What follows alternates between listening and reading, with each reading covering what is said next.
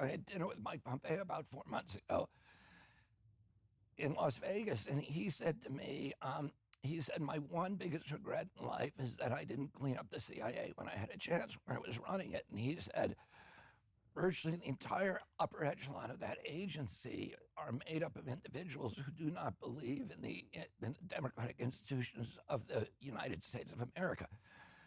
Now, my daughter-in-law, Emerlis Fox Kennedy, who's running my campaign, spent her career as a clandestine agent for the CIA.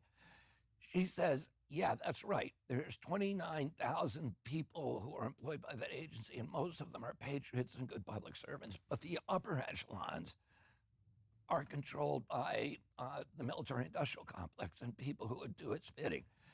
The same is true in NIH. When I sued Monsanto, we got discovery documents that showed that the head of the pesticide division at EPA for over a decade was a guy called Jess Rowland, who was secretly working for Monsanto the entire time. And he was taking his orders from the highest officials of Monsanto to kill studies, to fix studies, to hire these, bring in these phony mercenary scientists, we call them biostitutes, to ghostwrite studies, and that he was the one that kept those studies. His job was to make sure no study got done that would look at the links between glyphosate and cancer. I can tell you who those individuals are at CDC. Colleen Boyle, Frank DeStefano. I know the names because I've dealt with them. I know who has to be moved. And you know, President Trump wanted to do this. President Trump came in saying, I'm going to drain the swamp. But he didn't know how to do it. He's confronted by this big bureaucracy. And at every level of these, you know, some of these are 60,000 people working for these agencies.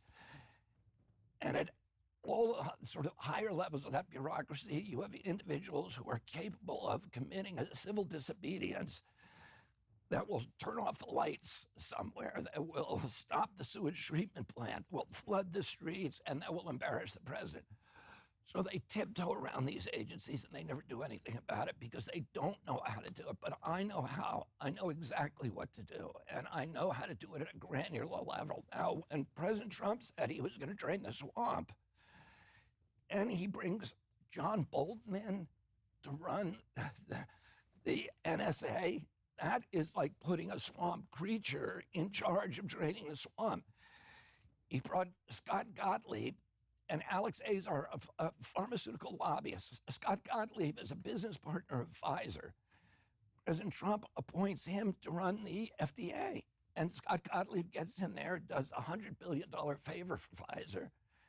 When it comes and to then it goes back to Pfizer. It goes back to when it comes to the regulatory capture, I think that even President Trump would admit at this point that he would have to do a much better job in his second term with regard to staffing. But why do you give him a second term if he's messed it up so badly the first time? He said he was going to do that the first time. If I had been president, I would have done it.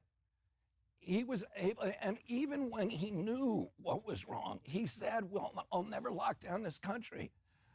But he got rolled by his bureaucrats. I mean, I think that a lot of people who support President Trump, myself included, will believe that he got rolled by his own state. Yeah, and that's why 2020 was a disaster. We need somebody in there who will not get rolled by their bureaucrats. This is what my uncle